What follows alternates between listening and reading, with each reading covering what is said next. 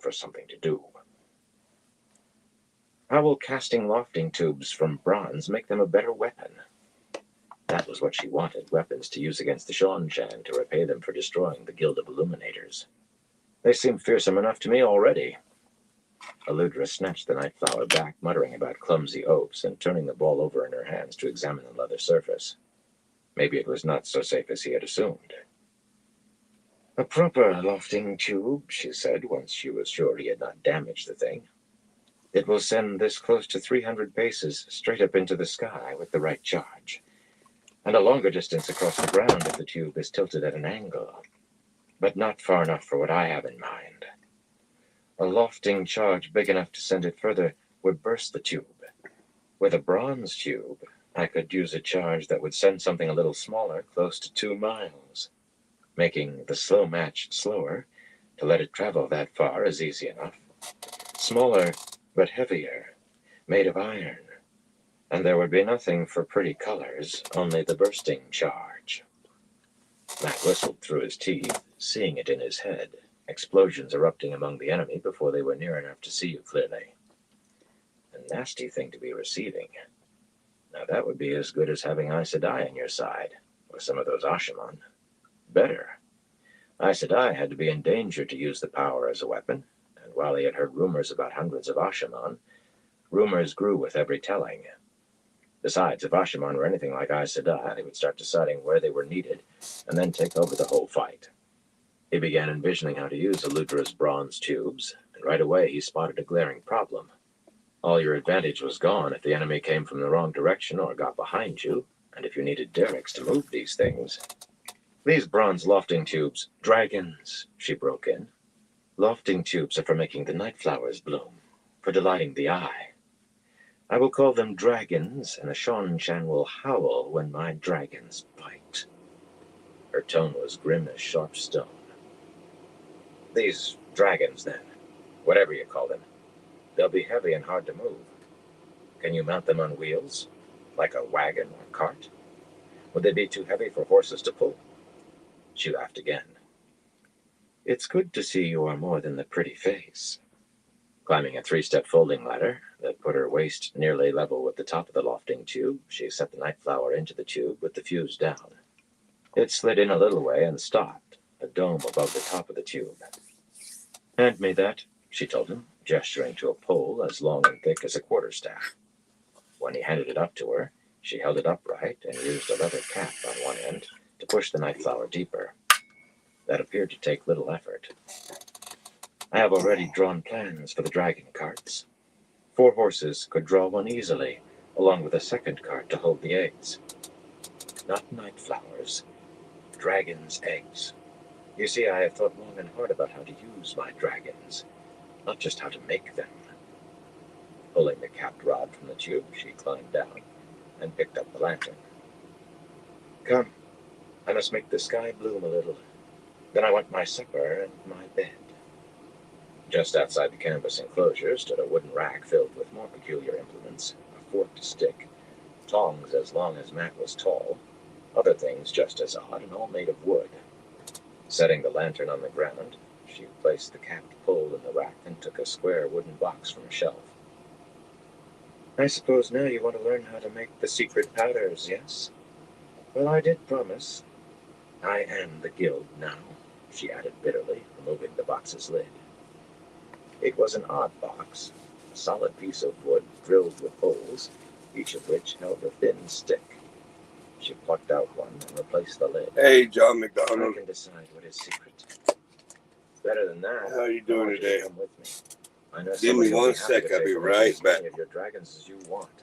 He can make every bell founder from Andor to Tyr stop casting bells and start casting dragons. Avoiding Rand's name did not stop the colors from whirling inside his head and resolving for an instant into Rand, fully clothed, thank the light, talking with Loyal by lamplight in a wood-paneled room. There were other people, but the image focused on Rand, and it vanished too quickly for Matt to make out who they were. He was pretty sure that what he saw was what was actually happening right that moment, impossible as that seemed. It would be good to see Loyal again. But burn him, there had to be some way to keep those things out of his head. And if he isn't interested, Again the colors came, but he resisted and they melted away. I could pay to have hundreds cast myself. A lot of them, anyway. The band was going to end up fighting Sean Chan and most likely Trollocs as well. And he would be there when it happened. How's your evening going, There was no John getting McDonald? Try to avoid it how he would. That bloody Taviran twisting would put him right in the bloody middle. So he was ready to pour out gold like water if it gave him a way to kill his enemies before they got close enough to poke holes in his hide. Aludra tilted her head to one side, pursing her rosebud lips. Who is this man with such power? It'll have to be a secret between us. Dom and Julin know, and Aganan and Doman and the Aes Sedai, Teslin and Jolene at least, and Bannon and the Red Arms, but nobody else. And I want to keep it that way. Blow the bloody ashes. Many people know already. He waited for her curt nod before saying, "The Dragon Reborn." The colors swirled, and despite his fighting them again, he became bland and loyal for a moment. This was not going to be as easy as it had seemed. "You know the Dragon Reborn," she said doubtfully. "We grew up in the same village," he growled, already fighting the colors. This time they nearly coalesced before vanishing. "If you don't believe me, ask Teslin and Jolene. Ask Tom. But don't do it around anyone else. A secret, remember? The guild has been my life since I was a girl." She scraped one of the sticks quickly down the side of the box, and the thing sputtered into flame. It smelled of sulfur. "The dragons, they are my life now. The dragons and revenge on the Seanchan." Bending, she touched the flame to a dark length of fuse that ran under the canvas. As soon as the fuse caught, she shook the stick until the fire went out, then dropped it. With a crackling hiss, the flame sped along the fuse. "I think me I believe you." She held out her free hand. "When you leave, I will go with you, and you will help me make my dragons." For a moment, as he shook her hand, he was sure the dice had stopped. But a heartbeat told him they were rattling again. It must have been imagination. After all, this agreement with Aludra might help the band, and incidentally Matt Cawthon stay alive. Yet it could hardly be called fateful. He would still have to fight those battles, and however you planned, however well-trained your men were, luck played its part too. Bad as well as good, even though these dragons could not change that.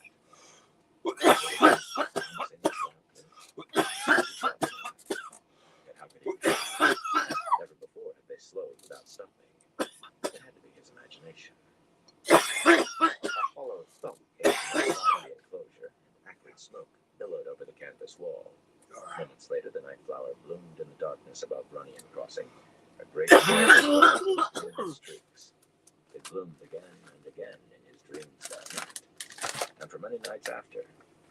But there it bloomed among charging horsemen, rending flesh as he had once seen stone by fireworks. In his dreams, he tried to catch the things with his hands, tried to stop them, yet they rained I think I hit down Patch of Wax. on 100 battlefields. In his dreams, he wept for the death and destruction. And somehow it seemed that the rattling of the dice in his head was laughter. Not his laughter, the Dark One's laughter. The next morning, with the sun just rising toward a cloudless sky, he was sitting on the steps of his room, carefully scraping at the bowstring with his knife. And to be careful, being delicate, a careless slice could ruin all your work. When Aganan and Doman came out, strangely, they seemed to have dressed with special care, in their best, such as it was. He was not the only one to have bought cloth in Jurador, but without promises of Matt's gold to speed them, the seamstresses were still sewing for Doman. The blue-eyed Seanchan woman wore a bright green dress heavily embroidered, with tiny white and yellow flowers on the high neck and all down the sleeves. A flowered scarf held her long black wig in place. Doman, looking decidedly odd with a head of very short hair and that Ilianer beard that left his upper lip bare, had brushed his worn brown coat till it actually had some semblance of neatness. They squeezed past Matt and hurried off without a word, and he thought no more of it until they returned an hour or so later to announce that they had been into the village and gotten Mother Darvale to marry them. He could not stop himself from gaping. Eginen's stern face and sharp eyes gave good indications of her character. What could have brought Doman to marry the woman? As soon marry a bear. Realizing the Ilianer was beginning to glare at him, he hastily got to his feet and made a presentable bow over the bowstave. Congratulations, Master Doman. Congratulations, Mistress Doman. The light shone on you both. What else was he to say? Doman kept glaring at him as if he had heard Mat's thoughts, though, and Eginen snorted. My name is Lywin Shipless, Cawthon, she drawled. That's the name I was given, and the name I'll die with. And a good name it is, since it helped me reach a decision I should have made weeks ago. Frowning, she looked sideways at Doman. You do understand why I could not take your name, don't you, Bale? No, lads, Doman replied gently, resting a thick hand on her shoulder. But I will take you with any name you do care to use, so long as you do be my wife. I told you that. She smiled and laid her hand atop his, and he began smiling too. Light, but the pair of them were sickening. If marriage made a man start smiling like dreamy syrup, well, not Mat Cawthon. He might be as good as wed, but Mat Cawthon was never going to start carrying on like a loon. And that was how he ended up in a green-striped wall tent, not very large, that belonged to a pair of lean Domani brothers who ate fire and swallowed swords. Even Tom admitted that Ballet and Abar were good, and they were popular with the other performers, so finding them places to stay was easy, but that tent cost as much as the wagon had. Everybody knew he had gold to fling about, and that pair just sighed over giving up their snug home when he tried to bargain them down. Well, a new bride and groom needed privacy, and he was more than glad to give it to them, if it meant he did not have to watch them go moon-eyed at each other. Besides, he was tired of taking his turn sleeping on the floor. At least he had his own cot every night. Narrow and hard it might be, yet it was softer than floorboards. And Hey, only Sports him Talk, with how more you room doing? in the wagon, even Hope after you're the doing rest of his good. clothes were moved in and stowed in a pair of brass-bound chests. He had a washstand of his very own, a ladder-back chair that was not too unsteady, a sturdy stool, and a table big enough to hold a plate and cup and a pair of decent brass lamps. The chest of gold he left in the green wagon. Only a blind fool would try robbing Doman. Only a madman would try robbing Eginen. Lywin, if she insisted, though he was still certain she would regain her senses eventually. After the first night, spent close by the Aes Sedai wagon with the Foxhead cool for half the night, he had the tent set up facing Tuon's wagon by dint of making sure that the Red Arms started raising it before anyone else could claim the space. Are you placing yourself as my guard now? Tuon said coolly when she saw the Hell chief yeah. the first time. No, he replied. I'm just hoping for more glimpses of you. That was the light's own truth. Well, getting away from the Aes Sedai was part of it, but the other was true too. Yet the woman waggled her fingers at Selucia, and the pair of them launched into gales of giggles before recovering themselves and re-entering the faded purple wagon with all the dignity of a royal procession. Women. He was not often alone in the tent.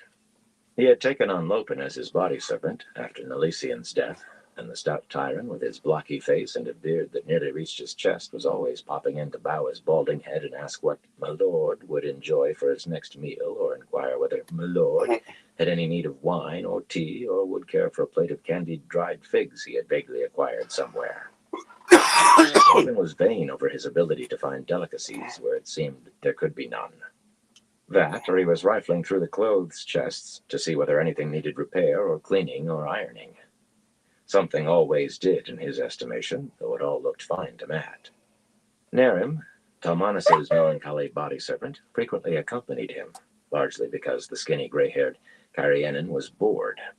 Mat could not understand how anyone could get bored with not having any work to do, but Nerim was full of dolorous comments on how poorly Talmanis must be faring without him, mournfully sighing about 5 times a day that Talmanis must have given his place to another by now, and he was ready to wrestle Lopen, if need be, for a share of the cleaning and mending.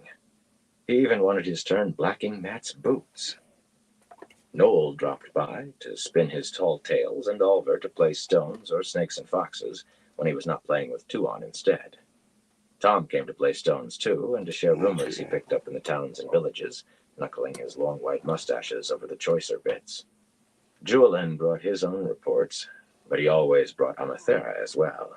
The former panarch of Terrebonne was pretty enough for Matt to understand why the thief-catcher was interested, with a rosebud mouth just made for kissing, and she clung to Julian's arm as if she might return some of his feelings, but her big eyes always gazed fearfully toward Tuon's wagon, even when they were all inside Matt's tent, and it was still all Julian could do to keep her from dropping to her knees and putting her face to the ground whenever she glimpsed Tuon or Selucia. She did the same with Egeinen, and with Bethamin and Sita besides. Considering that Amathera had been Dakovale for just a matter of months, it fair made Matt's skin crawl. Tuon could not really mean to make him Dakovale when she was going to marry him, could she? He soon told them to stop bringing him rumors about Rand. Fighting the colors in his head was too much effort, and he lost that fight as often as he won. Sometimes it was all right, but sometimes he caught glimpses of Rand and Yin, and it seemed those two were carrying on something awful. Anyway, the rumors were all the same, really. The Dragon Reborn was dead, killed by Aes Sedai, by Asha'man, by the Seanchan, by a dozen other assassins. No, he was in hiding. He was massing a secret army. He was doing some fool thing or other that varied village by village and usually inn by inn. The one thing that was clear was that Rand was no longer in Cairhien, and nobody had any idea where he was. The Dragon Reborn had vanished. It was odd how many of these Eltaran farmers and villagers and townsfolk seemed worried by that, as worried as the merchants passing through and the men and women who worked for them. Not one of those people knew any more of the Dragon Reborn than the tales they carried, yet his disappearance frightened them. Tom and Julian were clear on that until he made them stop. If the Dragon Reborn was dead, what was the world to do? That was the question that people asked over breakfast in the morning and ale in the evening and likely on going to bed. Matt could have told them Rand was alive. Those bloody visions made him sure of that. But explaining how he knew was another matter. Even Tom and Julian seemed uncertain about the colors. The merchants and the others would have thought him a madman, and if they believed, that would only scatter rumors about him, not to mention likely setting the Seanchan to hunting for him. All he wanted was the bloody colors out of his head. Moving into the tent made the showfolk eye him very oddly, and small wonder. First, he had been running off with Egeinen, Lywin if she insisted on it, and Doman supposedly was her servant, but now she was married to Doman, and Matt was out of the wagon entirely. Some of the showfolk seemed to think it no more than he deserved for trailing after Tuon, yet a surprising number offered him sympathy. Several men commiserated over the fickleness of women, at least they did when there were no women around, and some of the unmarried women, contortionists and acrobats and seamstresses, began eyeing him much too warmly. He might have enjoyed that if they had not been so willing to give him smoky looks right in front of Tuon. The first time that happened, he was so startled that his eyes nearly popped. Tuon seemed to find it amusing, of all things. She seemed to, but only a fool thought he knew what was in a woman's head just because she had a smile on her face. He continued to dine with her every midday, if they were halted, and began arriving for his nightly games of stones early, so she had to feed him then, too. Life's truth, if you got a woman to feed you on a regular basis, she was halfway won. At least he dined with her when she would let him into the wagon. One night he found the latch down, and no amount of talking would make her or Selucia open the door. It seemed a bird had managed to get inside during the day, an extremely bad omen apparently, and the pair of them had to spend the night in prayer and contemplation to avert some evil or other. They seemed to run half their lives according to strange superstitions. Tuon or Selucia, either one, would make odd signs with their hands if they saw a torn spider web with the spider in it. And Tuon explained to him, just as serious as if she were making sense, that the sure result of clearing away a spider web before shooing the spider out of it was the death of someone close to you within the month. They would see a flight of birds circle more than once and predict a storm, or draw a finger through a line of marching ants, count how long it took for the ants to rejoin their line, and predict how many days of fair weather lay ahead, and never mind that it did not work out that way. Oh, there was rain 3 days after the birds, crows, disturbingly enough, but it was nowhere near a storm, just a gray, drizzling day. Obviously, Selucia miscounted with the ants, Tuan said, placing a white stone on the board with that oddly graceful arching of her fingers. Solutia, watching over her shoulder in a white blouse and divided brown skirts, nodded. As usual, she wore a headscarf over her short golden hair, even indoors, a length of red and gold silk that day. Tuan was all in brocaded blue silk, a coat of odd cut that covered her hips, and divided skirts so narrow as wide trousers. She spent considerable time giving the seamstresses detailed instructions on what she wanted sewn, and little of it was much like anything he'd ever seen before. It was all in Sean Chan styles, he suspected, though she had had a few riding dresses sewn that would not draw comment for when she went outside. Rain pattered softly on the roof of the wagon. Obviously, what the birds told us was modified by the ants.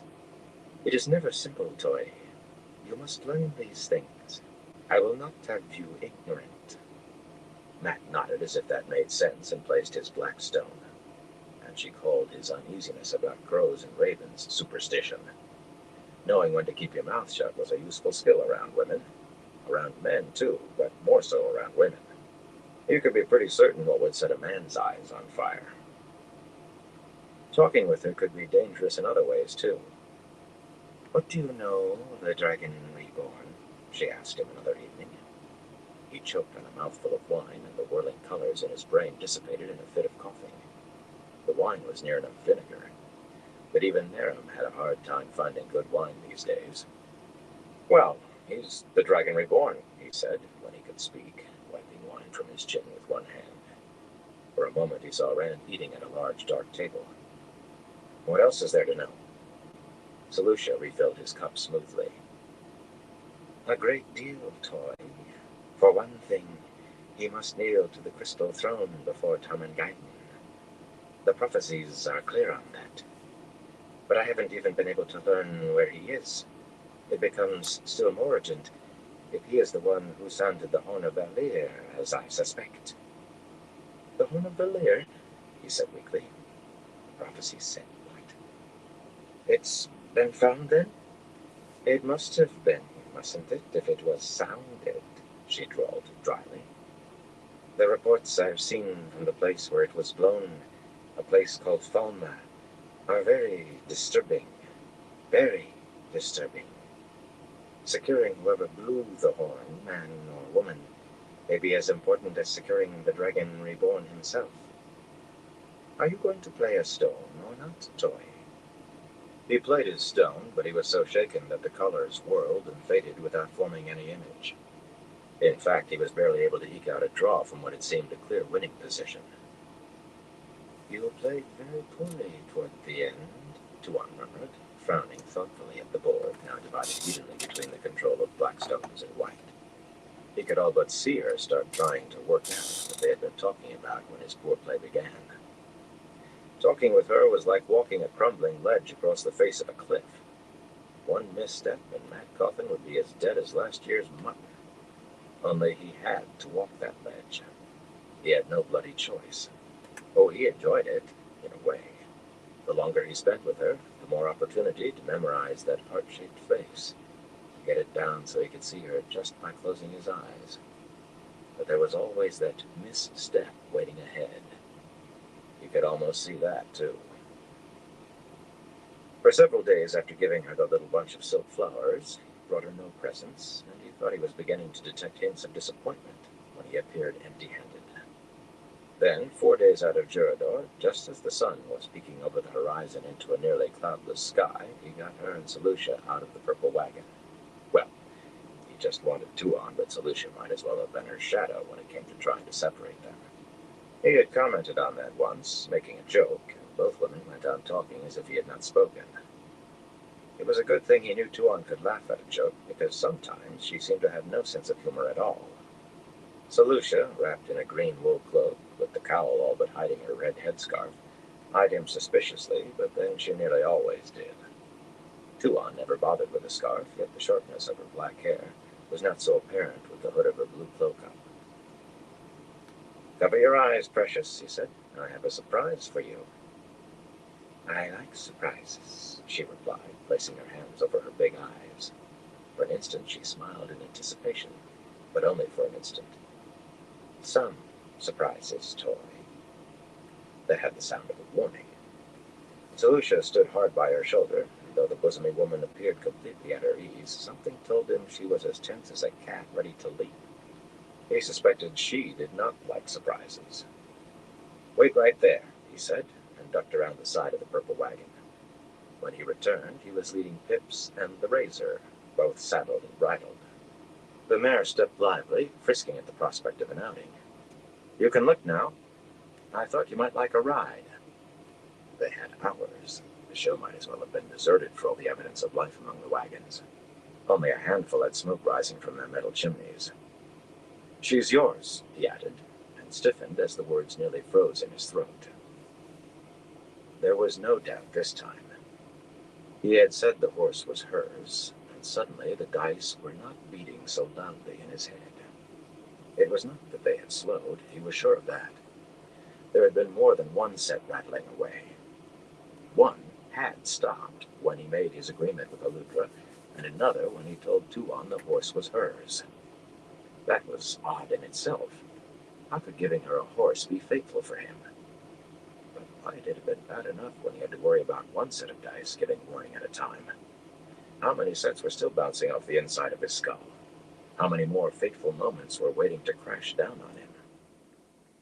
Tuon went immediately to the Razor, all smiles as she examined the animal as thoroughly as he had himself. She did train horses for fun, after all. Horses and Damani, the light help him. Solutia was studying him, he realized, her expression an expressionless mask. Because of the horse, or because he had gone stiff as a post? "She's a Razor," he said, patting Pips's blunt nose. The gelding had been getting plenty of exercise, but the Razor's eagerness seemed to have infected him. "Damani bloodborne favor Razors, and it's not likely you'll ever see one outside of Ered-Daman. What will you name her?" "It is bad luck to name a horse before riding it," Tuon replied, taking the reins. She was still beaming. Her big eyes shone. "She's a very fine animal, Toy. A wonderful gift. Either you have a good eye, or you were very lucky." "I have a good eye, precious," he said warily. She seemed more delighted than even the Razor called for. "If you say so. Where is Selutia's mount?" Oh, well. It had been worth a try. A smart man hedged his bets, though, so a sharp whistle brought Metwin at a trot, leading a saddled Dapple. Matt ignored the wide grin that split the man's pale face. The Carianan Redarm had been sure he would not get away with leaving Solutia behind, but there was no need to smirk over it. Matt judged the Dapple gelding, 10 years old, to be gentle enough for Solutia. In his memory, ladies' maids seldom were more than tolerable riders, but the woman gave the animal a going-over as complete as Tuon's. And when she was done, she directed a look at Matt that said she would ride the horse so as not to make a bother, but she found it decidedly lacking. Women could compress a great deal into one look. Once clear of the field where the show was camped, Tuon walked the Razor along the road for a time, then took her to a trot, and then a canter. The surface was hard-packed yellow clay here, studded with edges of old paving stones. No trouble for a well-shod horse, though, and he had made sure of the Razor's shoes. Matt kept Pips even with Tuon, as much for the pleasure of watching her smile as anything else. When Tuon was enjoying herself, the stern judge was forgotten, and pure delight shone on her face. Not that watching her was easy, since Solutia had the Dapple between them. The yellow-haired woman was a formidable chaperone, and by the sidelong glances she gave him, her small smiles, she very much enjoyed the job of frustrating him. At the start, they had the road to themselves, except for a few farm carts, but after a while a tinker caravan appeared ahead of them, a line of garishly painted and lacquered wagons rolling slowly southward down the other side of the road with massive dogs trotting alongside. Those dogs were the only real protection tinkers had. The driver of the lead wagon, a thing as red as Luca's coats, trimmed in yellow and with violent green and yellow wheels to boot, half stood to peer toward Matt, then sat back down and said something to the woman beside him, doubtless reassured by the presence of the two women with Matt. Tinkers were a cautious lot of necessity. That whole caravan would whip up their horses and flee a single man they thought meant harm. Matt nodded to the fellow as the wagons began to pass. The lean gray-haired man's high-collared coat was as green as his wagon's wheels, and his wife's dress was striped in shades of blue, most bright enough to suit any of the show's performers. The gray-haired man raised his hand in a wave, and Tuon suddenly turned the razor and galloped into the trees, cloak streaming out behind her. In a flash, Selucia had the dapple darting after her. Snatching his hat off so as not to lose it, Mat wheeled Pips and followed. Shouts rose from the wagons, but he paid them no mind. His attention was all on Tuon. He wished he knew what she was up to. Not escape, he was sure. Likely she was just trying to make him tear out his hair. If so, she was in a fair way for succeeding. Pips quickly reeled in the dapple and left a scowling Selucia behind, flailing her mount with the reins. But Tuon and the razor kept their lead as the rolling land climbed toward hills. Startled flights of birds sprang up from beneath both animals' hooves, coveys of gray dove and of brown-speckled quail, sometimes ruffed brown grouse. All disaster needed was for the mare to be frightened by one of those. The best trained mount could rear and fall when a bird burst up underhoof. Worse, Tuon rode like a madwoman, never slowing, only swerving from her line, where the underbrush lay dense, leaping trees toppled by old storms as if she had a clue what lay on the other side. Well, he had to ride like a madman himself to keep up, though he winced every time he set Pips to jump a tree trunk. Some were near as thick as he was tall. He dug his boot heels into the gelding's flanks, urging more speed, though he knew Pips was running as hard as he ever had. He had chosen too well in that bloody razor. Up and up they raced through the forest. As abruptly as she had begun her mad dash, Tuon reined in, well over a mile from the road. The trees were old here and widely spaced, black pines 40 paces tall and wide-spreading oaks with branches that arched down to touch the ground before rising again, and could have been sliced crosswise into tables to seat a dozen in comfort. Thick creepers shrouded half-buried boulders and stone outcrops, but aside from that, only a few weeds pushed through the mulch. Oaks that size killed off any lesser undergrowth beneath them.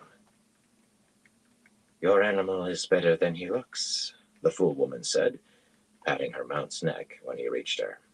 Oh, she was all innocence, just out for a pleasant ride. "Maybe you do have a good eye." With the cowl of her cloak fallen down her back, her cap of short hair was visible, glistening like black silk. He suppressed a desire to stroke it. "Burn how good my eye is," he growled, clapping his hat on. He knew he should speak smoothly, but he could not have taken the roughness from his voice with a file. "Do you always ride like a moon-blinded idiot? You could have broken that mare's neck before she even got a name. Worse, you could have broken your own. I promised to get you home safely, and I mean to do just that. If you're going to risk killing yourself every time you go riding, then I won't let you ride." He wished he had those last words back as soon as they left his tongue. A man might laugh off a threat like that as a joke, maybe, if you were lucky. But a woman? Now all he could do was wait for the explosion. He expected Eludra's night flowers to pale by comparison. She raised the hood of her cloak, settling it just so. She studied him, tilting her head first one way, then the other. Finally, she nodded to herself. "I name her Akain. That means swallow." Mat blinked. That was it? No eruption? "I know. A good name. It suits her." What was she about now? The woman almost never did or said what he expected. "What is this place, Toy?" she said, frowning at the trees. "Or should I say, what was it? Do you know?" What did she mean? What was this place? It was a bloody forest, was what it was. But suddenly, what had seemed a large boulder right in front of him, nearly obscured by thick vines, resolved into a huge stone head, slightly tilted to one side. A woman's head, he thought. Those smooth rondelles were probably meant for jewels in her hair. The statue it sat on must have been immense. A full span of the thing showed, yet only her eyes and the top of her head were out of the ground. And that long white stone outcrop with an oak tree's roots growing over it was a piece of a spiral column. All around them now he could make out bits of columns and large worked stones that plainly had been part of some grand structure, and what had to be a stone sword 2 spans long, all half buried. Still, ruins of cities and monuments could be found in many places, and few even among Aes Sedai had any idea what they had been. Opening his mouth to say that he did not know, he caught sight through the trees of 3 tall hills in a row, perhaps another mile on. The middle hill had a cleft top, like a wedge cut cleanly out, while the hill on the left had 2. And he knew. There could hardly be 3 hills exactly like that anywhere else. Those hills had been called the Dancers when this place had been Londaran Kor, the capital city of Aharon. The road behind them had been paved then and ran through the heart of the city, which had sprawled for miles. People had said that the artistry in stone that the Ogier had practiced in Tar Valon, they had perfected in Londaran Kor. Of course, the people of every Ogier-built city had claimed their own outdid Tar Valon, confirming Tar Valon as the touchstone. He had a number of memories of the city, dancing at a ball in the Palace of the Moon, carousing in soldiers' taverns, where veiled dancers writhed, a procession of flutes during the blessing of the swords. But oddly, he had another memory of those hills. From near enough 500 years after the Trollocs left no stone standing in Londaran Kor, and Aharon died in blood and fire. Why it had been necessary for Naravan and his Sandara to invade Shiota, as the land was then, he did not know. Those old memories were fragments, however long a time anyone covered, and full of gaps. He had no idea why those hills had been called the Dancers either, or what the blessing of the swords was. But he remembered being an Esendaran lord in a battle fought among these ruins. He remembered having those hills in view when he took an arrow through his throat. He must have fallen no more than half a mile from the very spot where he sat Pips, drowning in his own blood. Light, I hate to remember dying, he thought, and the thought turned to a coal burning in his brain, a coal that burned hotter and hotter. He remembered those men's deaths, not just one, but dozens of them. He remembered dying. Toy, are you ill? Tuan brought the mare close and peered up into his face. Concern filled her big eyes. You've gone pale as the moon. I'm right as spring water, he muttered. She was close enough for him to kiss if he bent his head, but he did not move. He could not. He was thinking so furiously he had nothing left for motion.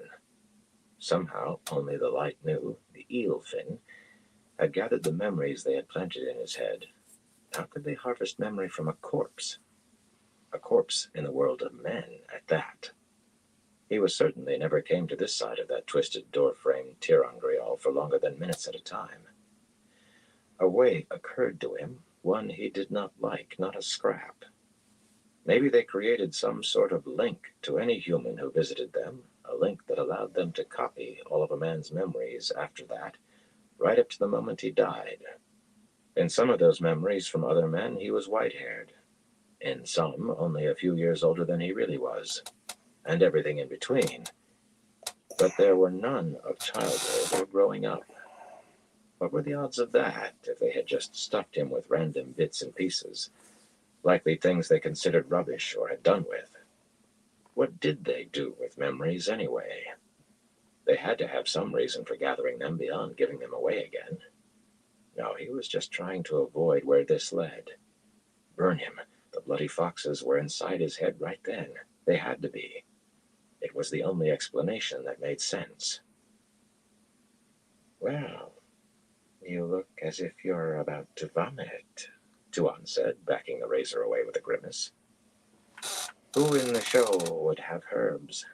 I have some knowledge there. I'm all right, I tell you. In truth, he did want to sick up. Having those foxes in his head was 1,000 times worse than the dice, however hard the dice rattled. Could the eel-fin see through his eyes? Light, what was he going to do? He doubted any Aes Sedai could heal him of this, not that he would trust them to, not when it meant leaving off the fox head. There was nothing to be done. He would just have to live with it. He groaned at the thought. Cantering up to them, Selucia gave him and Tuan each a quick look, as if considering what they might have been up to in their time alone. But then she had taken her time in catching up, giving them that time. That was hopeful. Next time you can ride this gentle creature, and I will ride your gelding, she told Matt. High lady, people from those wagons are following us with dogs. They're afoot, but they will be here soon. The dogs don't bark. Trained guard dogs, then, Tuan said, gathering her reins. Mounted, we can avoid them easily enough. No need to try and no use, Matt told her.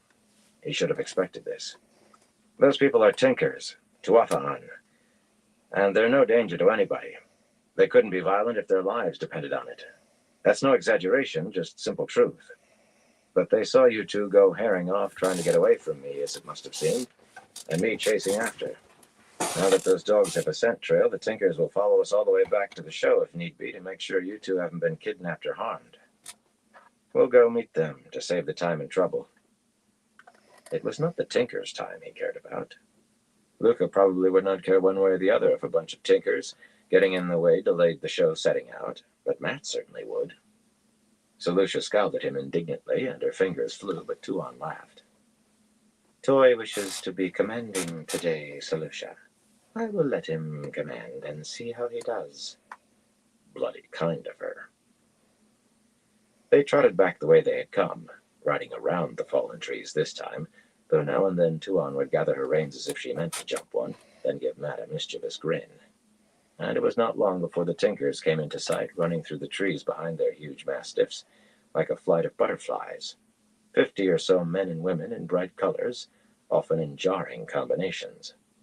A man might be wearing a red and blue striped coat and baggy yellow trousers tucked into knee boots, or a violet-colored coat above red trousers, or worse.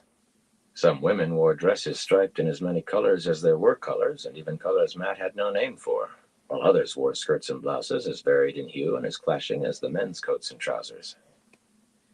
A fair number had shawls as well, to add more colors to the eye-scrambling blend. Except for the gray-haired man who had been driving the lead wagon, they all appeared to be short of their middle years. He must be the Seeker, the leader of the caravan. Matt dismounted, and after a moment Tuan and Lucia did too. The Tinkers stopped at that, calling their dogs to heel. The big animals slumped to the ground, tongues lolling out, and the people came on more slowly. None carried so much as a stick, and though Matt wore no weapons that showed, they eyed him warily. The men clustered in front of him, while the women gathered around Tuan and Lucia. There was no threat in it, but as easily as that, Tuan and Lucia were separated from him, off where the Tinker women could make inquiries. Suddenly it occurred to him that Tuan might think it a fine game to claim he was trying to bother her. She and Lucia could ride off while he was trying to contend with Tinkers crowding around him in pips so he could not climb into the saddle. That was all they would do, but unless he was willing to fight his way clear, they might keep him here for hours, maybe, to give that pair time to escape. The gray-haired man bowed with his hands pressed to his chest. Peace be on you and yours, my lord. Forgiveness if we intrude, but we feared our dogs had frightened the lady's horses. Matt responded with a bow in the same fashion. Peace be on you always, Seeker, and on all the people. The lady's horses weren't frightened. The ladies are impetuous at times. What were the women saying? He tried to eavesdrop, but their voices were low murmurs. You know something of the people, my lord? The Seeker sounded surprised, and had a right to. The Tuathuan kept away from anywhere larger than a moderate-sized village. They would seldom encounter anyone in a silk coat. Only a little, Matt replied. A very little. He had memories of meeting Tinkers, but he himself had never spoken to one before. What were those bloody women saying? Will you answer me a question? I've seen a number of your caravans the past few days, more than I'd have expected to, and all heading toward Abu Dar. Is there a reason? The man hesitated, darting a glance toward the women. They were still murmuring away, and he had to be wondering why their conversation was lasting so long. After all, it only needed a moment to say, yes, I need help, or the opposite. It is the people called Seanchan, my lord, he said finally. Word is spreading among the people that there is safety where the Seanchan rule, and equal justice for all. Elsewhere, you understand, my lord. Matt did. Like the show folk, tinkers were strangers wherever they went, and worse, strangers with an undeserved reputation for thievery. Well, they stole no more often than anyone else, and a deserved one for trying to entice young people into joining them. And on top of it, for tinkers, there was no question of fighting back if anybody tried to rob them or chase them away. Take care, Seeker. Their safety comes at a price, and some of their laws are harsh. You know what they do with women who can channel? Thank you for your concern, my lord, the man said calmly. But few of our women ever begin channeling, and if one does, we will do as we always do, and take her to Tar Valon. Abruptly, the women began laughing. Great gales and peals. The Seeker relaxed visibly. If the women were laughing, Matt was not the kind of man who would strike them down or kill them for getting in his way. For Matt's part, he scowled. There was nothing in that laughter that he liked. The Tinkers made their departure with more apologies from the Seeker for having bothered them, but the women kept looking back and laughing behind cupped hands. Some of the men leaned close as they walked, plainly asking questions, but the women just shook their heads and looked back again, laughing. What did you tell them? Matt asked sourly. Oh, that's none of your business, now is it, Toy? Tuan replied, and Selucia laughed. Oh, she bloody cackled, she did. He decided he was better off Hey, not knowing. Bastian, how you doing, bro? Women just purely enjoy Since you're here, let's do a hunting. dab. Chapter 9. A Short Path.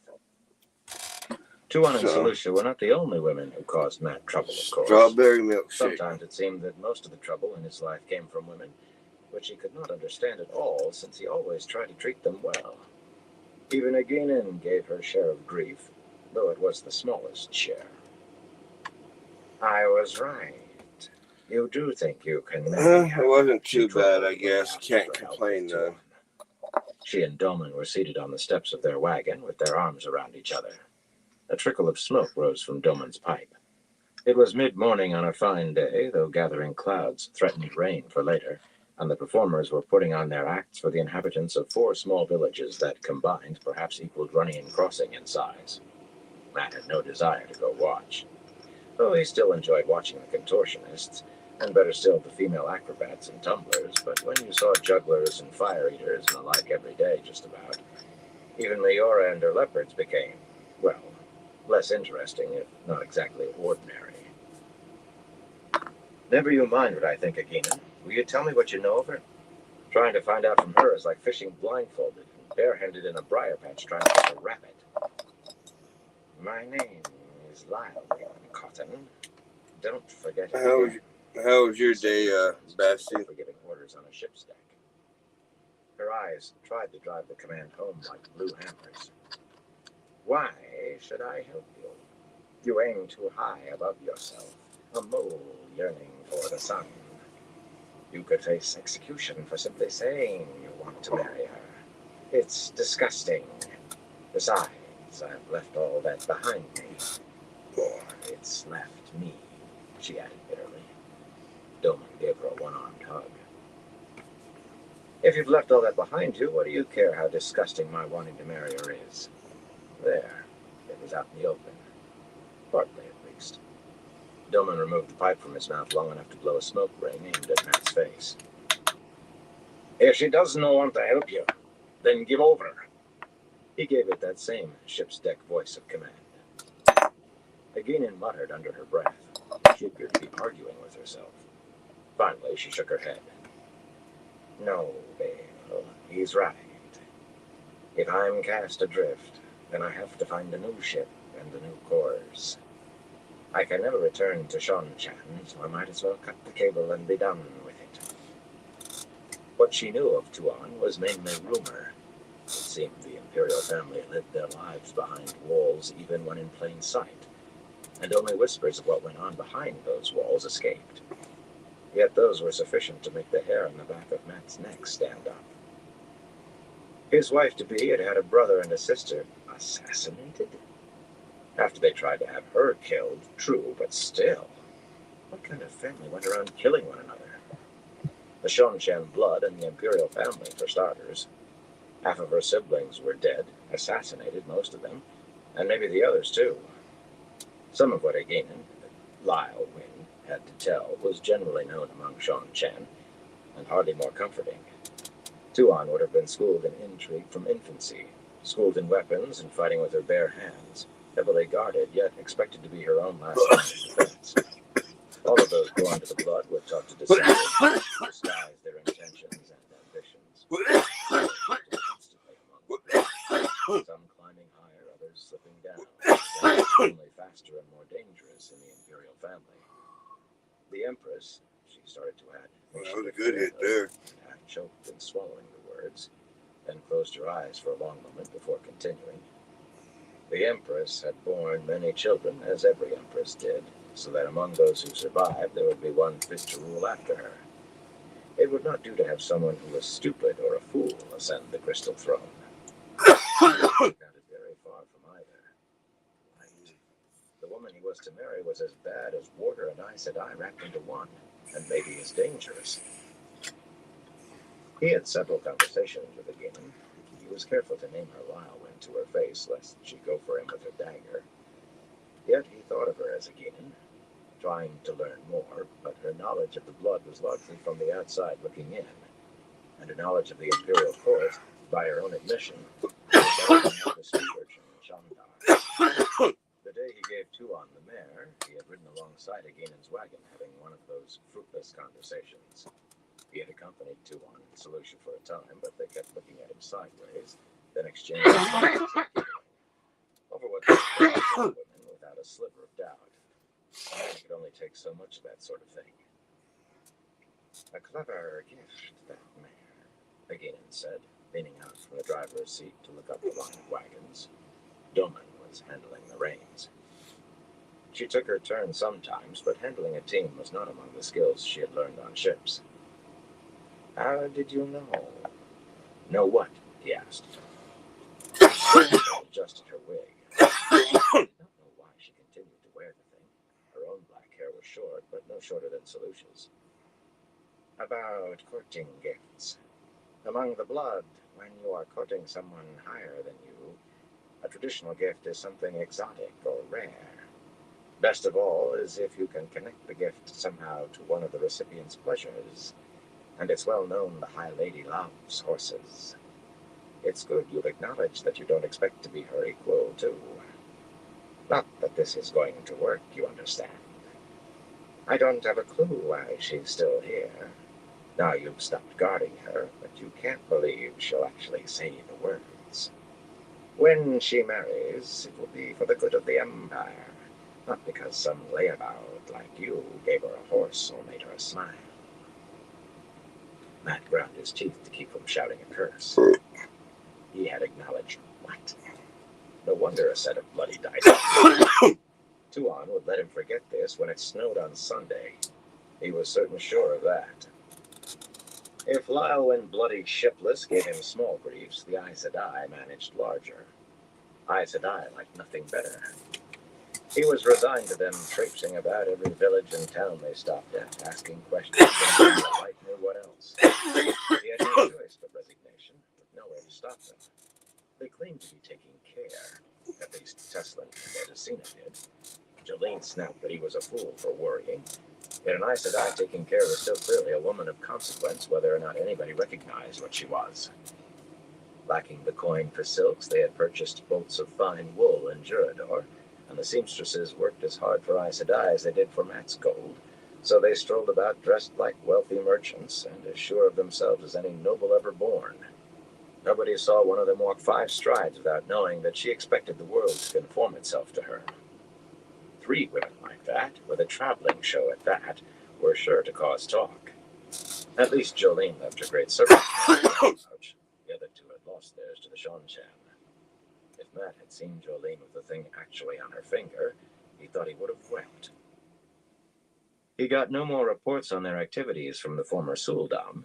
Jolene had Bethamin firmly in hand. The tall, dark woman ran when Jolene said run and jumped when she said toad. Edesina was giving her lessons too, but Jolene considered Bethamin a personal project for some reason.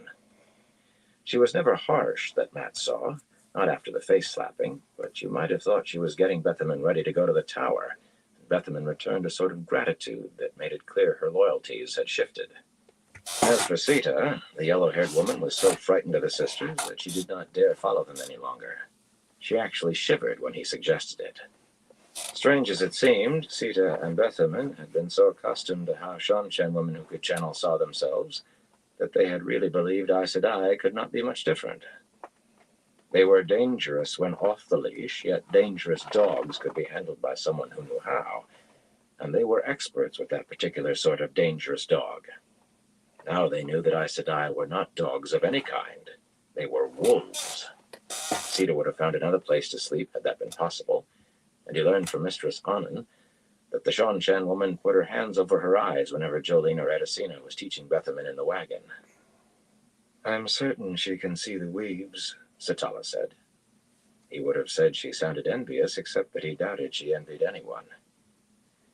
"She's halfway to admitting it, or she wouldn't hide her eyes. Sooner or late, she'll come around and want to learn too." Maybe she did sound envious at that. He could have wished for Sita to come around soon rather than late. Another student would have left the Aes Sedai less time to trouble him. If the show was halted, he could hardly turn around without seeing Jolene or Edicina peering around the corner of a tent or wagon at him. Usually the fox head cooled on his chest. He could not prove they were actually channeling at him, yet he was certain of it. He was unsure which of them found the loophole in his protection that Adelias and Bandine had, that something thrown with the power would hit him, but after that he could barely leave his tent without getting hit by a rock and later by other things, burning sparks like a shower from a forge fire, stinging sparks that made him leap and his hair try to stand on end. He was positive that Jolene was behind it. If for no other reason, he never saw her without Blerick and Fen, or both, nearby for protection. And she smiled at him like a cat smiling at a mouse. He was planning how to get her alone, it was that or spend his time hiding from her, when she and Tesslin got into a shouting match that cleared Edicina out of the whitewashed wagon almost as quickly as Bethaman and Sita, and those two ran out and stood gaping at the wagon. The yellow sister calmly went back to brushing her long black hair, lifting it up with one hand and sweeping the wooden hairbrush down it with the other. Seeing Matt, she smiled at him without ceasing the motions of her brush. The medallion went cold, and the shouting vanished as though cut off by a knife. He never learned what was behind that power-woven shield. Tesslin favored him somewhat, yet when he asked her, she gave him one of those looks in silence. It was Aes Sedai business and none of his. Whatever had gone on in there, though, stopped, and the sparks. He tried thanking Tesslin, but she was having none of it. "When something be no to be spoken of, it be no to be spoken of," she told him firmly. "It would be well for you to learn that lesson if you are to be around sisters. And I think your life be tied to Aes Sedai now if it was no before." Bloody thing for her to say. She never cracked her teeth about his tirangrial, but the same could not be said of Jolene and Edicina, even after the argument. They tried to bully him into handing it over every single day, Edicina cornering him by herself, Jolene with her warders glowering over her shoulders at him. tirangrial were rightfully the property of the White Tower. tirangrial needed proper study, particularly one with the odd properties this one possessed. tirangrial were potentially dangerous, too much so to be left in the hands of the uninitiated. Neither said especially a man's hands, but Jolene came close. He began to worry that the grain would have Blerick and Fen simply take it from him. That pair still suspected he had been involved in what had happened to her, and the dark looks they gave him said they wanted any excuse to beat him like a drum. "That would be stealing," Mistress Annan told him in a lecturing tone, gathering her cloak around her. The sunlight was beginning to fade, and coolness already setting in. They were standing outside Tuon's wagon, and he was hoping to get inside in time to be fed. Noel and Olver were already inside. Satala was apparently off to visit the Aes Sedai, something she did frequently. "Tower law is quite clear on that. There might be considerable discussion over whether it had to be given back to you. I rather think it would not be, in the end. But Jolene would face a fairly harsh penance for theft all the same. Maybe she'd think it worth a penance, he muttered. His stomach rumbled. The potted finches and creamed onions that Lopin had presented proudly for his midday meal had both turned out to be spoiling, to the tyrant's extreme mortification, which meant Matt had had a heel of bread since breakfast and no more. You know an awful lot about the White Tower. What I know, Lord Matt, is that you've made just about every misstep a man can make with Aes Sedai, short of trying to kill one. The reason I came with you in the first place, instead of going with my husband, half the reason I'm still here, is to try to keep you from making too many missteps. Truth to tell, I don't know why I should care, but I do, and that's that. If you had let yourself be guided by me, you'd not be in trouble with them now. I can't say how much I can recover for you, not now, but I am still willing to try. Matt shook his head. There were only two ways to deal with Aes Sedai without getting burned. Let them walk all over you or stay away from them. He would not do the first, and could not do the second. So he had to find a third way, and he doubted it could come from following Satala's advice. Women's advice about Aes Sedai generally was to follow the first path, though they never worded it that way. They talked of accommodation. But it was never the Aes Sedai who was expected to do any accommodating. Half the reason. What's the other? He grunted as though he had been punched in the stomach. Tuon? You think I can't be trusted with Tuon? Mistress Annan laughed at him, a fine, rich laugh. You are a rogue, my lord. Now, some rogues make fine husbands once they've been tamed a little around the edges. My Jasper was a rogue when I met him. But you still think you can nibble a pastry here, nibble a pastry there, then dance off to the next.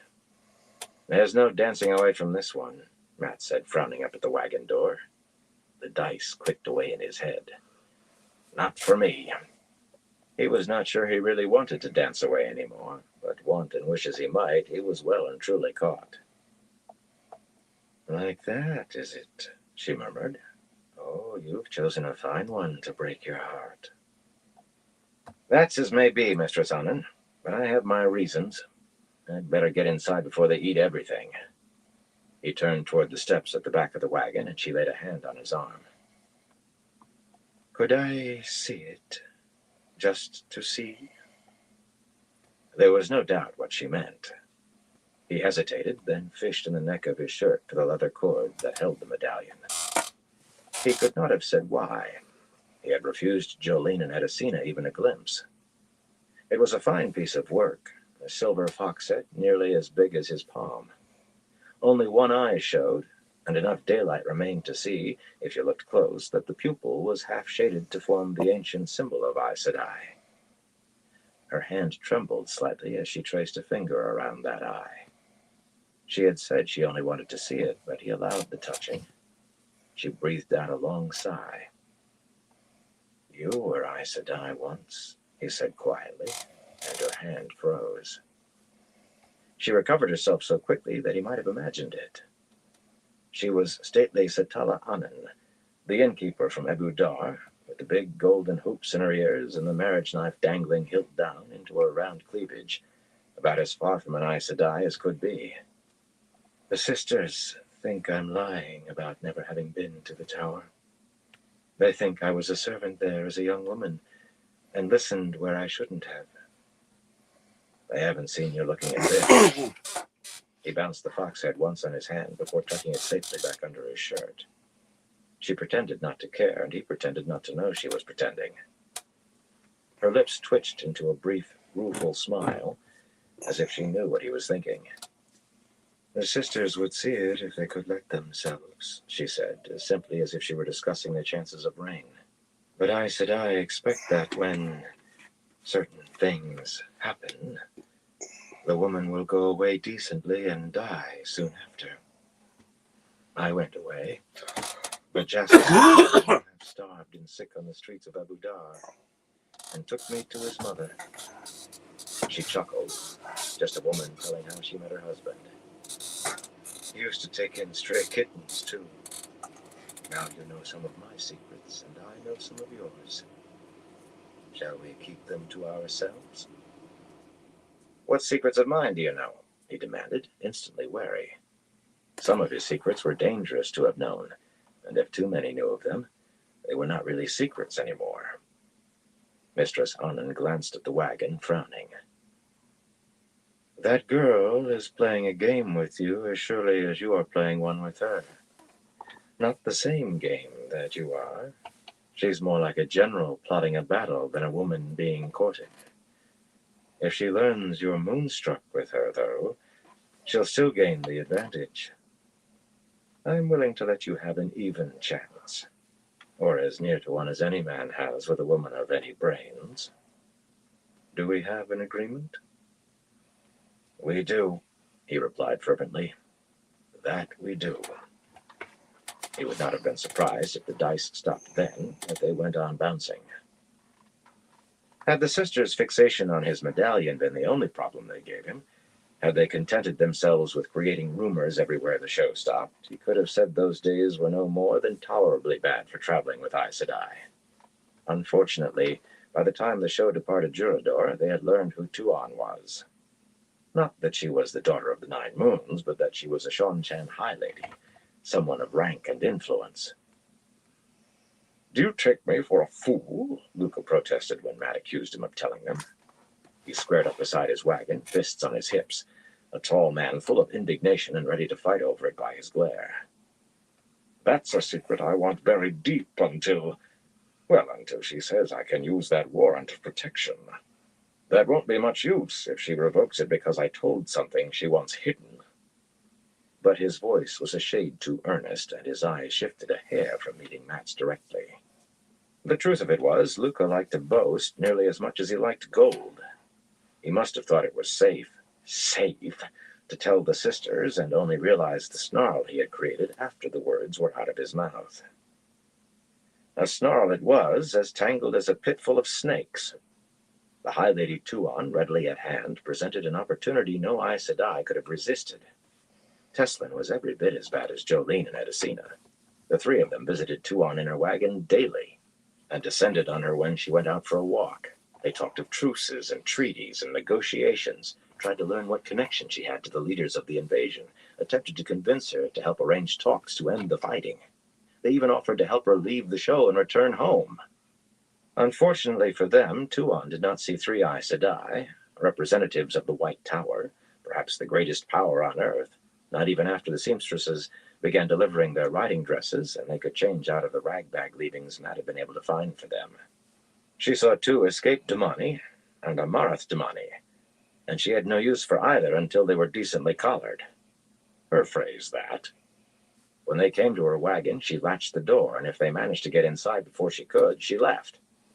When they cornered her, or tried to, she walked around them, the same as walking around a stump. They all but talked themselves hoarse, and she refused to listen. Any Aes Sedai could teach a stone patience if she had reason, yet they were unaccustomed to flat being ignored. Mat could see the frustration growing, the tight eyes and tighter mouths that took longer and longer to relax, the hands gripping skirts in fists to keep them from grabbing Tuon and shaking her. It all came to a head sooner than he expected, not at all in the way he had imagined. The night after he gave Tuon the mare, he ate his supper with her and Selucia, and with Noel and Alver, of course. That pair managed as much time with Tuon as he did. Lopen and Narim, as formal as if they were in a palace instead of squeezed for room to move, served a typical early spring meal, stringy mutton with peas that had been dried and turnips that had sat too long in somebody's cellar. It was too early yet for anything to be near harvesting. Still, Lopen had made a pepper sauce for the mutton, Narim had found pine nuts for the peas. There was plenty to go around, and nothing tasted off, so it was as fine a meal as could be managed. Alver left once supper was done, having already had his games with Tuon, and Mat changed places with Selucia to play stones. Noel remained too, despite any number of telling looks, rambling on about the Seven Towers and dead Melkir, which apparently had overtopped anything in Cairhien and Shol Arbella, the city of 10,000 bells in Arafel, and all manner of borderland wonders, strange spires made of crystal harder than steel, and a metal bowl 100 paces across set into a hillside and the like. Sometimes he interjected comments on Matt's play, that he was exposing himself on the left, that he was setting a fine trap on the right, and just when Tuon looked ready to fall into it. That sort of thing. Matt kept his mouth shut except for chatting with Tuon, though it took gritting his teeth more than once to accomplish. Tuon found Noel's natter entertaining. He was studying the board, wondering whether he might have a small chance of gaining a draw, when Jolene led Teslin and Edicina into the wagon, like haughty on a pedestal, smooth-faced Aes Sedai to their toenails. Jolene was wearing her great serpent ring. Squeezing by Selucia, giving her very cold looks when she was slow to move aside, they arrayed themselves at the foot of the narrow table. Noel went very still, eyeing the sisters sideways, one hand beneath his coat, as if the fool thought his knives would do any good here. "There must be an end to this, High Lady," Jolene said, very pointedly ignoring Matt. She was telling, not pleading, announcing what would be because it had to be. "Your people have brought a war to these lands such as we have not seen since the War of the 100 Years, perhaps not since the Trolloc Wars. Tarmon Guyton is approaching, and this war must end before it comes, lest it bring disaster to the whole world. It threatens no less than that. So there will be an end to your petulance. You will carry our offer to whoever commands among you. There can be peace until you return to your own lands across the sea, or you can face the full might of the White Tower, followed by every throne from the borderlands to the Sea of Storms. The Amerlin seat has likely summoned them against you already. I have heard of vast borderland armies already in the south, and other armies moving. Better to end this without more bloodshed, though. So avert your people's destruction and help bring this peace." Matt could not see Edicina's reaction, but Teslin simply blinked. For an Aes Sedai, that was as good as a gasp. Maybe this was not exactly what she had expected Jolene to say. For his part, he groaned under his breath. Jolene was no Grey, as deft as a skilled juggler in negotiations, that was for sure, but neither was he. And he still figured she had found a short path to putting Tuon's back up. But Tuon folded her hands in her lap beneath the table and sat very straight, looking right through the Aes Sedai. Her face was as stern as it had ever been for him. "Selucia," she said quietly. Moving up behind Teslin, the yellow-haired woman bent long enough to take something from beneath the blanket Matt was sitting on. As she straightened, everything seemed to happen all at once. There was a click, and Teslin screamed, clapping her hands to her throat. The fox head turned to ice against Matt's chest, and Jolene's head whipped around with an incredulous stare for the red. Edicina turned and ran for the door, which swung half open, then slammed shut. Slammed against Blerick or Fen by the sound of men falling down the wagon's steps. Edicina jerked to a halt and stood very stiffly, arms at her sides and divided skirts pressed against her legs by invisible cords. All that in moments, and Selucia had not stayed still. She bent briefly to the bed Noel was sitting on, then snapped the silver collar of another Adam around Jolene's neck. Matt could see that was what Teslin was gripping with both hands. She was not trying to take it off, just holding on to it, but her knuckles were white. The red's narrow face was an image of despair, her eyes staring and haunted. Jolene had regained the utter calm of an Aes Sedai, but she did touch the segmented collar encircling her neck. "If you think you can," she began, then cut off abruptly, her mouth going tight. An angry light shone in her eyes. "You see, the Adam can be used to punish, though that is seldom done." Tuon stood, and she had the bracelet of an Adam on each wrist, the gleaming leashes snaking away under the blankets on the beds. How in the light had she managed to get her hands on those? "No," Matt said. "You promised not to harm my followers, Precious." Maybe not the wisest thing to use that name now, but it was too late to call it back. "You've kept your promises so far. Don't go back on one now." "I promised not to cause dissension among your followers, Toy," she said snippily. "And in any case, it is very clear that these three are not your followers." The small sliding door used to talk to whoever was driving or pass out food slid open with a loud bang. She glanced over her shoulder, and it slid shut with a louder. A man cursed outside and began beating at the door.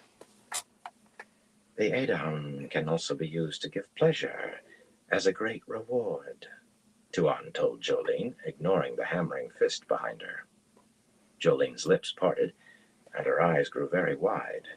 She swayed, and the rope-suspended table swung as she caught herself with both hands to keep from falling. If she was impressed, though, she hid it well. She did smooth her dark gray skirts once, after she was upright again, but that might have meant nothing. Her face was all Aes Sedai composure. Edicina, looking over her shoulder, matched that calm gaze, although she now wore the third Adam around her neck. And come to it, her face was paler than usual, but Teslin had begun weeping silently, shoulders shaking, tears leaking down her cheeks. Noel was tensed, a man ready to do something stupid. Mat kicked him under the table, and, when the man glared at him, shook his head. Noel's scowl deepened, but he took his hand out of his coat and leaned back against the wall. Still glaring. Well, let him. Knives were no use here, but maybe words could be. Much better if this could be ended with words. Listen, Mat said to Tuan. If you think, you'll see 100 reasons this won't work. But you can learn to channel yourself. Doesn't knowing that change anything? You're not far different from them. He might as well have turned to smoke and blown away for all the attention she paid. Try to embrace Saidar, she drawled, stern eyes steady on Jolene. Her voice was quite mild in comparison to her gaze, yet plainly she expected obedience. Obedience? She looked a bloody leopard staring at 3 tethered goats. And strangely, more beautiful than ever. A beautiful leopard who might rake him with her claws as soon as the goats. Well, he had faced a leopard a few times before this, and those were his own memories. There was an odd sort of exhilaration that came with confronting a leopard. Go ahead, she went on. You know the shield is gone. Jolene gave a small grunt of surprise, and Tuan nodded. Good. You've obeyed the first time, and learned that you cannot touch the power while you wear the Adam, unless I wish it. But now I wish you to hold the power, and you do, though you didn't try to embrace it. Jolene's eyes widened slightly, a small crack in her calm. And now, Tuan went on, I wish you not to be holding the power, and it is gone from you. Your first lessons. Jolene drew a deep breath. She was beginning to look, not afraid, but uneasy. Blood and bloody ashes, woman, Mat growled. Do you think you can parade them around in those leashes without anyone noticing? A heavy thump came from the door. A second produced the sound of cracking wood. Whoever was beating at the wooden window was still at it too. Somehow that caused no sense of urgency. If the warders got in, what could they do? I will house them in the wagon they are using and exercise them at night, she snapped irritably. I am nothing like these women, Toy. Nothing like them. Perhaps I could learn, but I choose not to. Just as I choose not to steal or commit murder. That makes all the difference. Recovering herself with visible effort, she sat down with her hands on the table, focused on the Aes Sedai once again. I've had considerable success with one woman like you. Edicina gasped, murmured a name too low to be caught. Yes, Tuan said. You must have met my Mylan in the kennels or at exercise. I will train you all as well as she is. You have been cursed with a dark taint, but I will teach you to have pride in the service you give the Empire. I didn't bring these 3 out of Ebu Dar so you could take them back, Mat said firmly, sliding himself along the bed. The fox head grew colder still, and Tuan made a startled sound. How did you do that, Toy? The weave melted when it touched you. It's a gift, precious. As he stood up, Selucia started toward him, crouching, her hands outstretched and pleading. Fear painted her face. You must not, she began. No, Tuan said sharply. Selucia straightened and backed away, though she kept her eyes on him. Strangely, the fear vanished from her expression. He shook his head in wonder. He knew the bosomy woman obeyed Tuon instantly. She was Sojin, after all, as much owned as Tuon's horse, and she actually thought that right and good. But how obedient did you need to be to lose your fear in order? They have annoyed me, Toy, Tuon said as he put his hands on Teslin's collar. Still trembling, tears still streaming down her cheeks, the red looked as though she could not believe he would actually remove the thing. They annoy me, too. Placing his fingers just so, he pressed, and the collar clicked open. Teslin seized his hands and began kissing them. Thank you, she wept over and over. Thank you, thank you. Mat cleared his throat. You're welcome, but there's no need for it. Would you stop that? Teslin, reclaiming his hands, took some effort. I want them to stop annoying me, Toy, Tuon said as he turned to Jolene. From anyone else, that might have been petulant. The dark little woman made it a demand. I think they'll agree to that after this, he said dryly.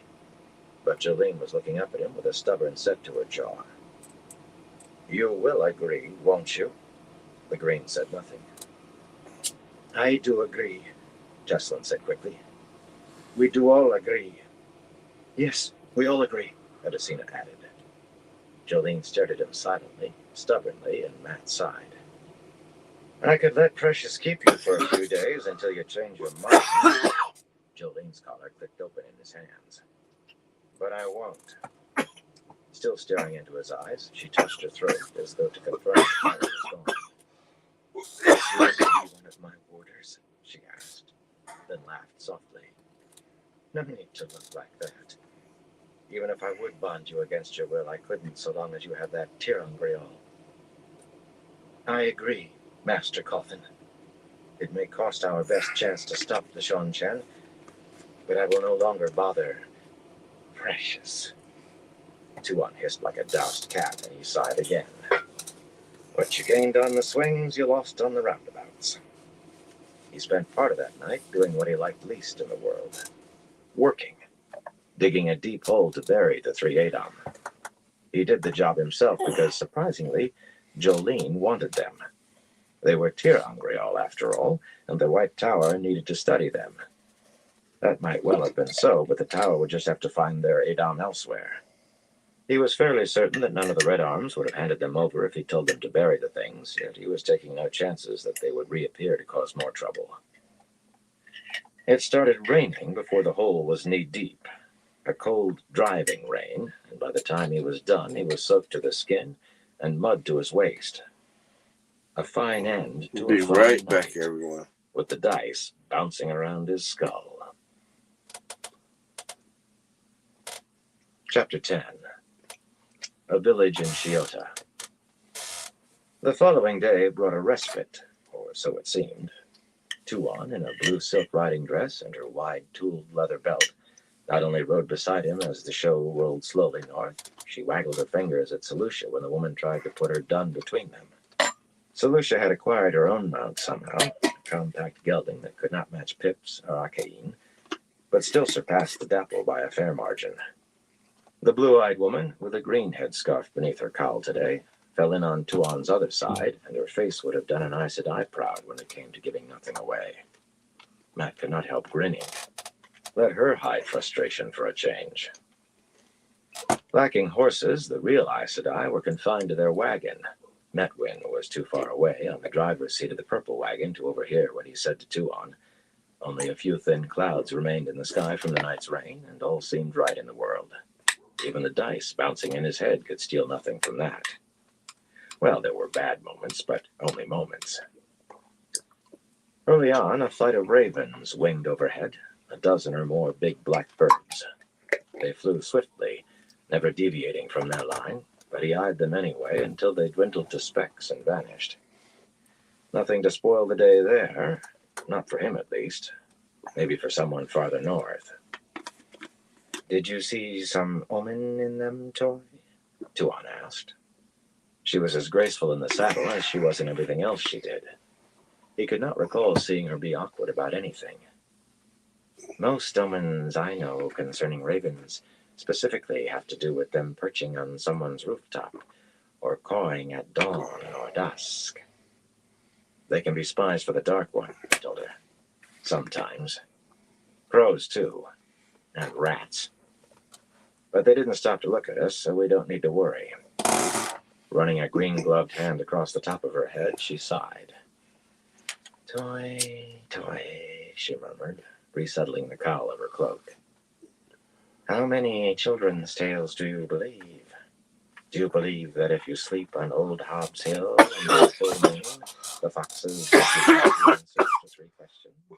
Snakes steal people's food and take the nourishment from food so you can starve to death while eating your fill? Putting on a smile. I don't think I ever heard either of those. Making his voice amused required effort. What were the odds of her mentioning giving true answers, which the eelfin did after a fashion, in the same breath with snakes stealing skins? He was pretty sure that the eelfin did, and made leather from it. But it was old Hob that nearly made him flinch. The other was likely just Treviran twisting at the world. She certainly knew nothing about him and the snakes or the foxes. In Shandala, the land where Arthur Hawkwing had been born, though, old Hob had been one. The Aelfin and the Eelfin both surely deserved to be connected to the Dark One, yet that was hardly anything he wanted to think on when he had his own connection to the bloody foxes. And to the snakes, too? That possibility was enough to sour his stomach. Still, it was a pleasant ride, with the day warming as the sun rose, though it never could be called warm. He juggled 6 colored wooden balls, and Tuon laughed and clapped her hands, as well she should. That feat had impressed the juggler he bought the balls from, and it was harder while riding. He told several jokes that made her laugh, and one that made her roll her eyes and exchange finger twitchings with Selucia. Maybe she did not like jokes about common room serving maids. It had not been the least. He was no teacher. He did wish she laughed, though. She had a marvelous laugh, rich and warm and free. They talked of horses and argued over training methods with stubborn animals.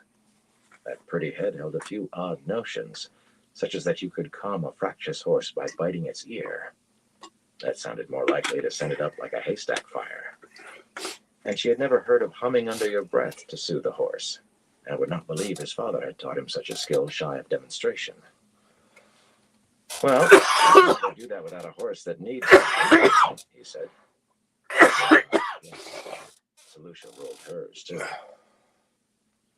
There was no heat in the argument, though, no anger, just spirit. Tuon had so much spirit it seemed impossible it could fit into such a tiny woman. It was her silences that put a small damper on the day, more so than snakes or foxes. They were far away, and there was nothing to be done. She was right there beside him, and he had a great deal to do concerning her. She never alluded to what had happened with the 3 Aes Sedai, or to the sisters themselves either. She never mentioned his tir'angreal, or the fact that whatever she had made Teslen or Jolene weave against him had failed. The night before might as well have been a dream. She was like a general planning a battle, Satala had said. Trained at intrigue and dissembling from infancy, according to Eginen. And it was all aimed straight at him. But to what end? Surely it could not be some Seanchan blood form of courting. Eginen knew little of that, but surely not. He had known Tuon a matter of weeks, and kidnapped her. She called him toy, and only a vain fool could twist that into a woman falling in love. Which left anything from some elaborate scheme for revenge to the light alone knew what. She had threatened to make him a cupbearer. That meant Dako Vale, according to Eginen, though she had scoffed at the notion. Cupbearers were taken duty, and in Eginen's estimation, he fell far short. Well, in his own as well, truth to tell, not that he was likely to admit it to anybody. Any number of women had admired his face. Nothing said Tuon could not complete the marriage ceremony just to make him think himself home free and safe, then have him executed. Women were never simple, but Tuon made the rest look like children's games.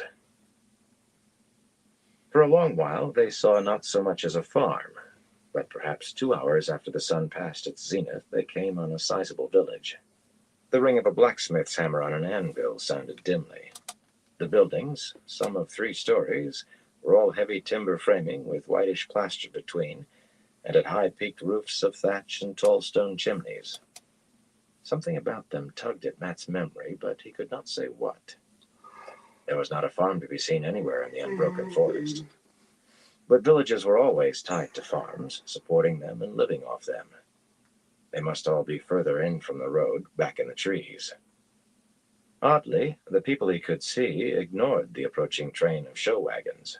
A fellow in his shirt sleeves, right beside the road, glanced up from the hatchet he was sharpening on a grindstone, worked by a foot pedal, then bent to his work again as though he had seen nothing. A cluster of children came hurtling around a corner and darted into another street without more than a glance in the show's direction. Very odd. Most village children would stop to stare at a passing merchant's train, speculating on the strange places the merchant had been, and the show had more wagons than any number of merchants' trains. A peddler was coming from the north behind 6 horses, his wagon's high canvas cover almost hidden by clusters of pots and pans and kettles. That should have caused interest, too. Even a large village on a well-traveled road depended on peddlers for most things the people bought. But no one pointed or shouted that a peddler had come. They just went on about their business. 1 second. Perhaps 300 paces short of the village, Lucas stood up on his driver's seat and looked back over the roof of his wagon. "We'll turn in here," he bellowed, gesturing toward a large meadow where wildflowers, cat daisies, and jump-ups, and something that might have been lovers' knots, dotted spring grasses already a foot high.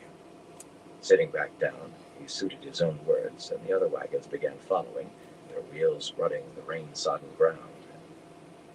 As Matt turned Pips toward the meadow, he heard the shoes of the peddler's horses ringing on paving stones. The sound jerked him upright. That road had not been paved since... He pulled the gelding back around. The canvas-topped wagon was rolling over level gray paving stones that stretched just the width of the village. The peddler himself, a rotund fellow in a wide hat, was peering at the pavement and shaking his head, peering at the village and shaking his head. Peddlers followed fixed routes. He must have been this way 100 times. He had to know. The peddler halted his team and tied the reins to the brake handle.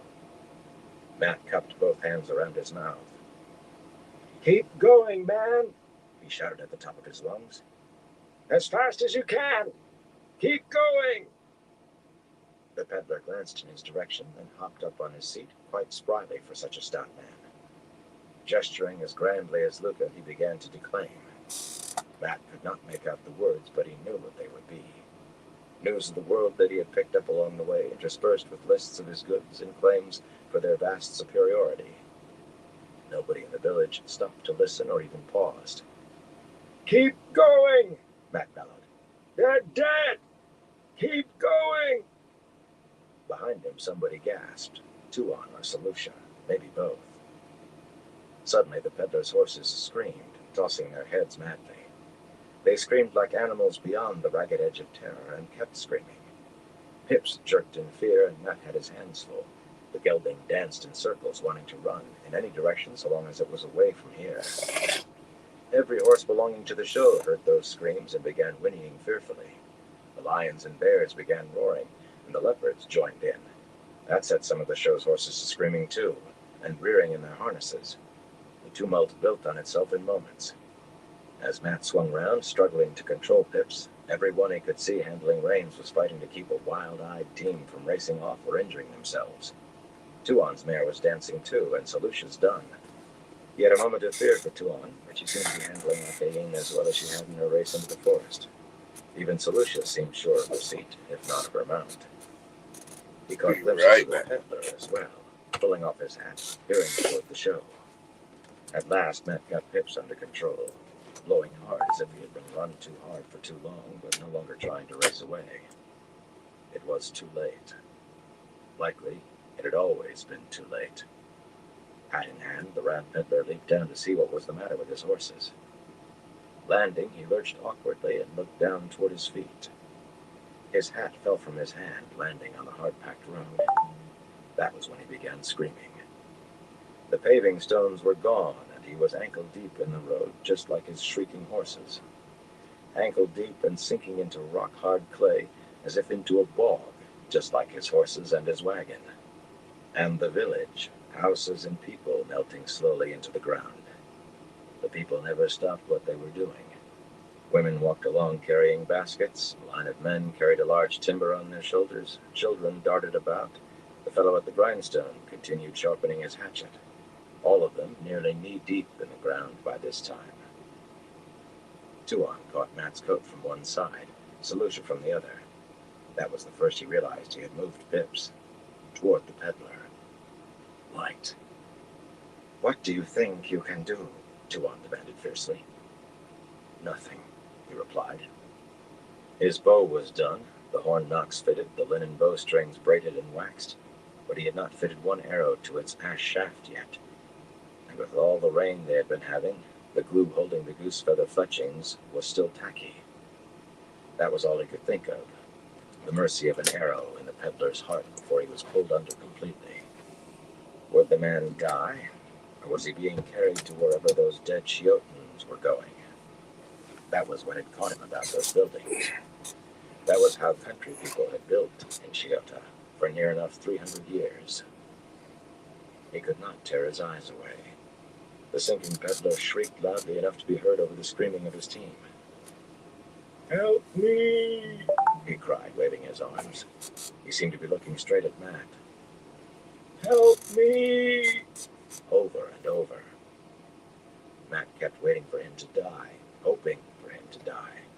Surely that was better than the other. But the man kept on screaming as he sank to his waist, to his chest. Desperately, he tipped back his head like a man being pulled under water, sucking for one last breath. Then his head vanished, and just his arms remained, practically waving until they died.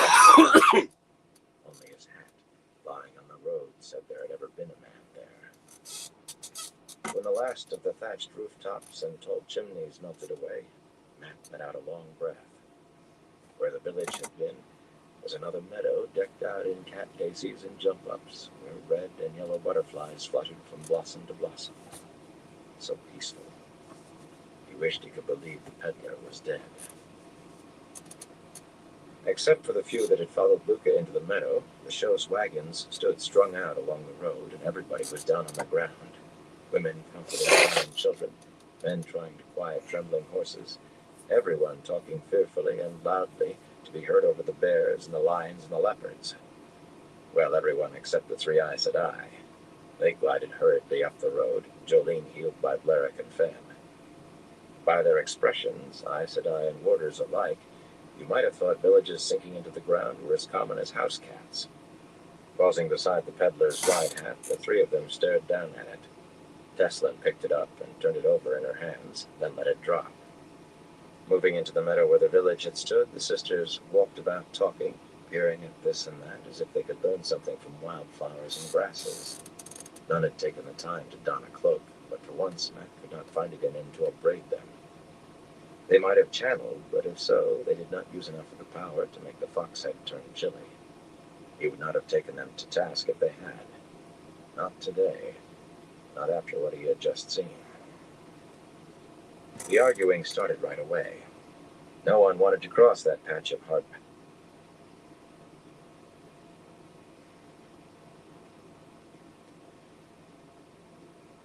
Alright, everyone, I'm gonna call into his life for tonight.